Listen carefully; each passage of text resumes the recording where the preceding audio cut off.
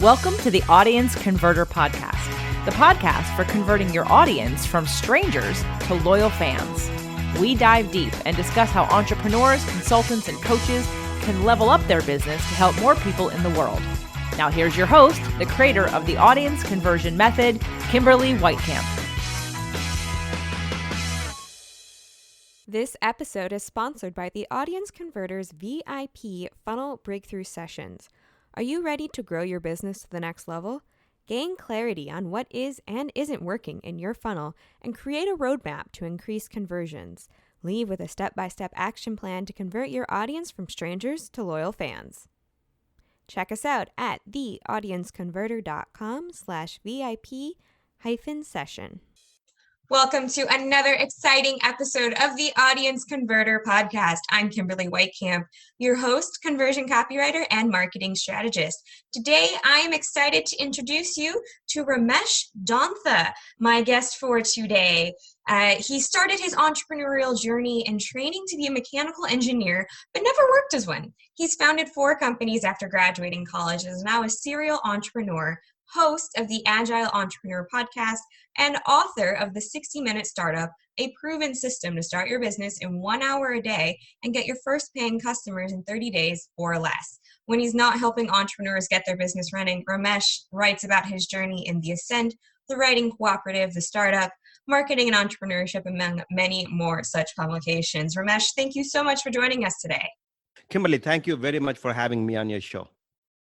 All right. I'm really excited to just kind of dive into your story. So tell me a little bit about the start of your entrepreneurial journey and some of the obstacles that you faced in kind of building all of these companies and kind of figuring out the agile method for yourself. Okay. Yeah, that's an excellent question to start with. So I originally came from India, and then my work travels led me to Europe, and then afterwards ended up in the US. After I got settled, one of the first things that I did was to incorporate a company. And I was at that time in information technology area. And then afterwards, I realized that it's a business is my passion. And it was a initially easy transition for me to go from an employee to a business owner, because I was consulting for a company, and then the company allowed me to work for myself. So it gave the contract to me. So as a result, I had an easy transition with my first company. Oh, that's something not a lot of people can say. A lot of us kind of leave the corporate world, if you will, and then kind of have to navigate our own way. But it's great that you had such a nice transition for yourself. Correct. And so that was the beginning of my entrepreneurial journey, I would say. And afterwards, I realized that I really wanted to get some business education because that was my passion, the business. Then I worked part-time as a consultant through my company, but went full-time to get my MBA. Right. And then after I got my MBA, unlike many people who just start a business and then continue with the business, I switched back into the full-time career. So I worked for a technology company, a large technology company in marketing, business development, and in strategy for quite some time. But all along, me and my wife, we had the company that we started at the beginning. So this company that we had allowed us to experiment different things that we could do as an entrepreneur. As an example, when the whole internet revolution was starting, one of the things that really got fascinated was this whole domain flipping, like, buying domains and selling domains and that kind of stuff. So we went into that one, and we also bought some websites, built some websites, went through the ups and downs of the Google God's algorithms, right? Algorithm changes. So that allowed us to keep experimenting with different businesses, and then keeping my, I would say, feet wet in building websites while I was working full time. So that way I could do those things. Fantastic. So you got the chance to kind of experiment what works, what doesn't work as an entrepreneur and building your own business while having kind of that backup plan, which is a really interesting way to go about it, right? As starting as a self-employed, going back to being full-time, and then moving back into the entrepreneurial world. So let me know, what kinds of things did you discover in your experiments? What worked best? What didn't work best in terms of building the business itself? Correct. So then finally, just to close that thought, I left full time about 3 years ago. And then I just said, I'm not going to look back, and I want to go many things I want to do in my life, so-called the bucket list. So, and if I don't do them now, I will never do them. So I decided to do that. While I was experimenting with the different businesses, one thing I realized and one thing I found out talking to many people is that there are two challenges any aspiring entrepreneur is facing. One is where to get started, like what area to go into, what product, what service. I myself struggled because I was experimenting with different things. I wasn't sure what was my final area. The same thing I noticed in many aspiring entrepreneurs. So in that one obstacle, the second obstacle is, let's say if somehow they got the start, how do you get your initial paying customers? How do you keep building the pipeline? Those are the two fundamental challenges that I saw that aspiring entrepreneurs face. And that got me thinking, so how can I help them overcome these challenges? And to unfortunately, what many people do is, because they don't know where to start, they keep going from guru to guru, one person to another person, one course to another course, one workshop to another workshop, one seminar to another seminar. And then instead of taking action, they become this perpetual student. Yeah, it's what I like to call the shiny object syndrome. Oh, I think this will work next. No, wait, let's try this next. Let's try this next.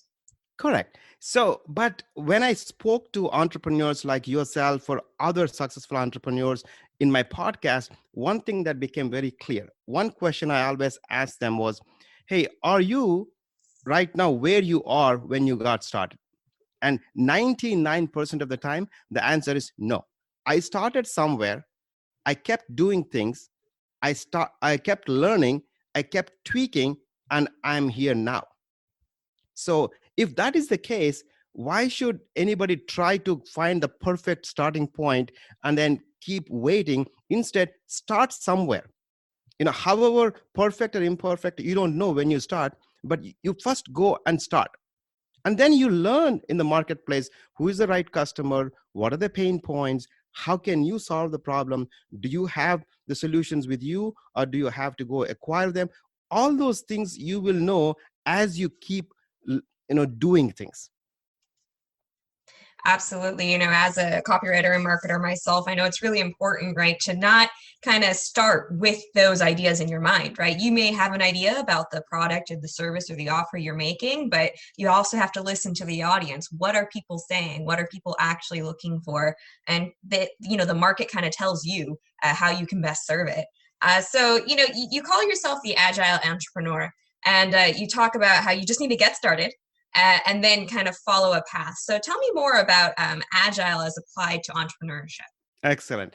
So while I was working full time, and one of the things that I did was I also managed some programs where software development, application development was happening.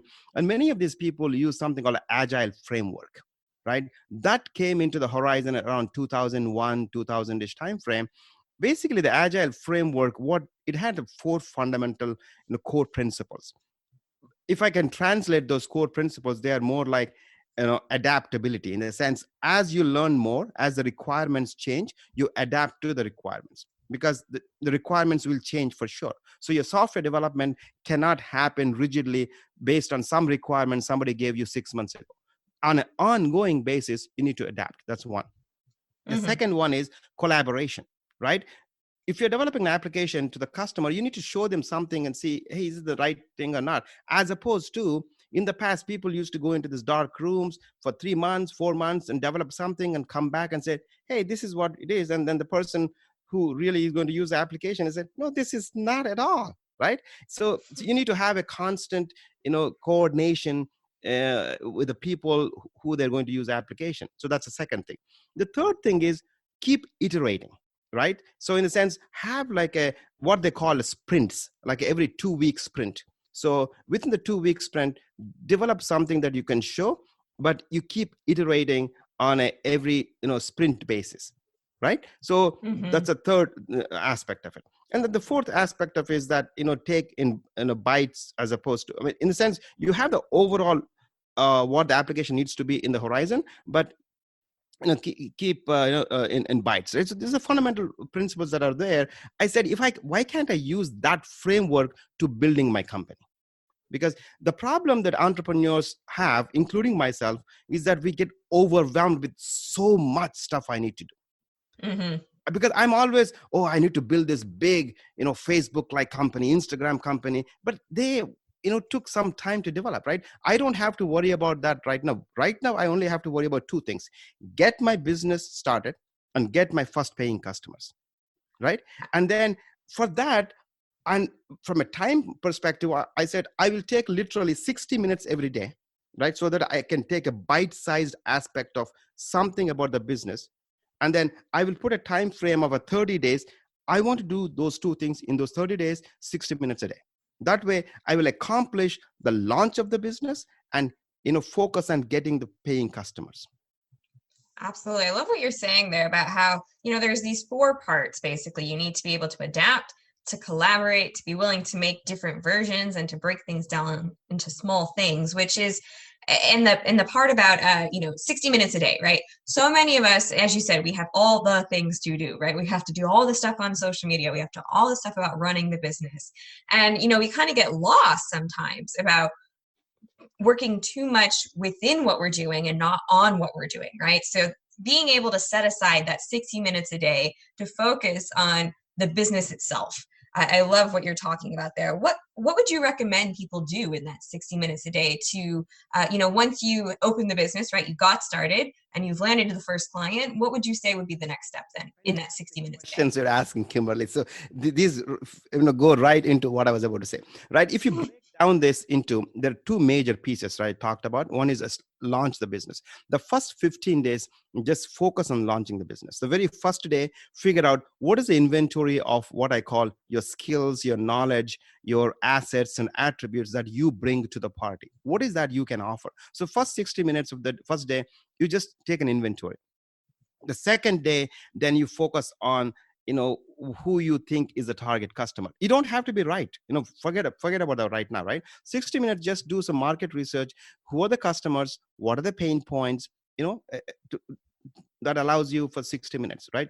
And then the next day, then you try to combine these things. Hey, this is what I have to offer, and these are the pain points. So what is my potential service that I could offer to them? The next third day. So likewise, every day you just focus on, what is it I'm going to offer? Who are my customers?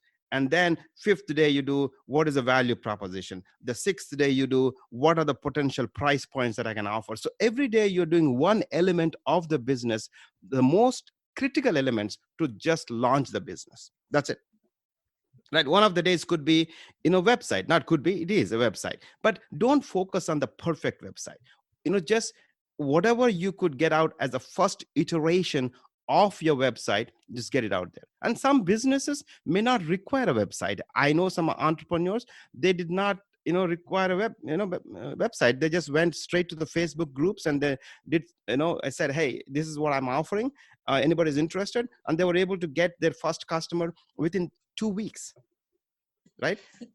Absolutely. I mean, one of the things in the marketing world that I see is that people get so hung up on, I need to create that perfect marketing asset, that they forget the reason why that you're doing that, right? Yes, you need a website, but your website is just a first step. It's just one way of many that people can hear about what you do and discover how they can work with you. So, getting something ready, getting something up instead of something perfect is very important to take to heart. Correct. I mean, some people I know spend 2 weeks just creating the logo. The question you have to ask yourself is, that perfect logo, is it going to get you the first customer? If it's not, that one, right? You initial thing is just get your name out there, get the company incorporated in however LLC, S corporation, whatever, get that thing out there. And then get your website or where you can get an email or whatever, and then focus on what gets me that first paying customer. So 30 days is all about two parts. First part is, launch your business, get you out there. If you need insurance, go get the insurance, right? All that stuff. And the next 15 days, then every day I give 15 different strategies to get those customer, right? These are all based on so the book itself has 30 days. Each day has a featured entrepreneur. Mm. It starts with a story of an entrepreneur, what they have done. For example, there's one lady that I feature in San Diego. She was working as a pharmaceutical salesperson, but she wasn't happy with what she was doing. So she went out and said, I want to organize homes, right? On over the weekend, she just put something out there in a Craigslist and Facebook group. And then by end of that next week, she got some leads. And then 2 weeks, she was in business. I mean, it's a part-time business. It's a side hustle. But the first year she got $12,000. And the next year she was able to quit her job. That is not a bad story. And, it's so much easier for a lot of us to be able to kind of see somebody else go through it, right? Look at somebody else's journey so that, we can learn from what they did and then apply it to ourselves so we don't make as many mistakes, right? Correct. And there's another story, we call it other people's audience strategy, OPA strategy. So this particular person is a content writer, a ghost writer. He said, hey, I'll go to my accountant. I will ask accountant, hey, can you invite your clients? I will teach them how to do a better copy, how to write, one piece of article, whatever. I will teach them for free for one lunch hour. I will actually give them the lunch. And then in that 1 hour, they'll get free lunch. They will learn something. In the process, if any of them are interested, then they'll reach out to me. And then after that, in that lunch hour, he was able to generate $10,700 or whatever, that we have a video of him talking about how he was able to get it, right? It's a strategy, proven strategy that we lay out as one of the strategies that people could see of the 15 that we mentioned in the book. Yeah, it's very true that there are so many different ways that you can build and scale that business. And the key is, pick one, see if it works for you, right? Exactly. Out of the 15, you don't have to do all 15 of them. Pick, 3 or 4, but your fundamental focus should be, how do I get my first paying customer? Because the entrepreneurs that I spoke to in my podcast, they all talk about 2 or 3 ways that they've built the business. I'm not talking about starting. After they started, how they built the customer customer pipeline. One is through referrals, right? Mm-hmm. So if you have somebody, if you serviced, and then they will give you a reference, right? A referral, right? That's one way they've built the pipeline. The other way is their own network, right? Many times we are shy about talking about ourselves and our business, but how many times if you go back and look at it, many of the initial customers, some of them, they come from your network, friends and family, casual references, right? Absolutely. It's one of those things where if you don't talk about what you do, how is anybody else supposed to know that you do it? Exactly. Right. So it's again, another person, they've sent out this within their domain, real estate domain. They did some research and they sent out the emails. So the email marketing works. And then the templates they used, we give them. So because we can always start from a template, we don't have to start from scratch. That's another concept that is drilled throughout the book and throughout this whole agile methodology that I keep talking about. Absolutely. So, we're all about taking action on the Audience Converter podcast. So if you had to tell people one thing to do as a takeaway, what's the one piece of action they need to take away from this interview? It's very simple. Stop after this one, just go and act. Put your pen to the paper or whatever that is. Just figure out what you can offer, but just go act today and right now. Even if it's 5 minutes and a half an hour, 60 minutes, talk to your family and say, for the next 30 days, I'm going to focus on this business, just 60 minutes a day. That's it. So I need your help with this. And then keep taking action. I think that's so important, announcing it to the people closest to you, letting them know what you're doing, and then going out and start doing it and launch the business and say, okay, this is what I'm going to do. And this is how it's going to happen.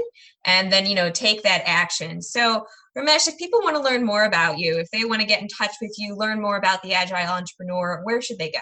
Yeah. So primarily I started building my own personal branding website. It's rameshdontha.com, RAMESHDONTHA, rameshdontha.com. And they get all the information about my podcast, my books, and then things that I do right there. And apart from that, primarily I use 2 or 3 social media platforms again, right? So many people, myself included, started with trying to be too much to too many things, and I focused now on LinkedIn, pretty prolific. So please do connect with me on LinkedIn, and it's Ramesh Dontha. You should be. There are not many Ramesh Donthas that I saw last time. So it should be easy for you to find out. And then Twitter, it's RK Dantha1. That's the second one. And those are the 2 platforms that work for me. But if you want to read some of the articles that I wrote, you can go on Medium as well. So Medium is where I write to a lot of publications. LinkedIn is where I write under my own byline. And then Twitter. Thank you so much for sharing. Listeners, make sure to go out and look at Ramesh's website, rameshdontha.com. Got a lot of really great things there about how I took a look earlier, lots of great articles and resources for you about how to scale, how to grow, and how to make sure that you're using your network to continue building up your business. And make sure when you reach out, let them know you heard them on the Audience Converter podcast. Ramesh, thank you so much for sharing your wisdom and your time with us today. Oh, fantastic, Kimberly. And then, by the way, if anybody comes to me and say that I found out through Kimberly, I will send them my ebook for free. How about that? Awesome. Thank you so much for that generous offer, everyone. Remember to reach out to Ramesh Dontha at rameshdontha.com and on LinkedIn and Twitter. And again, those links will be in the show notes. Ramesh, thank you so much for sharing your time with us today. And, everyone, take Ramesh's advice, right? After listening to this podcast, go ahead and write down what you're going to do, let people know that you're going to do it, and then take action. Thank you, Kimberly. Thanks for listening to the Audience Converter podcast. For more information and important links about today's show or for access to our website, visit theaudienceconverter.com. Take a moment to rate and review on Apple Podcasts or wherever you get your podcasts.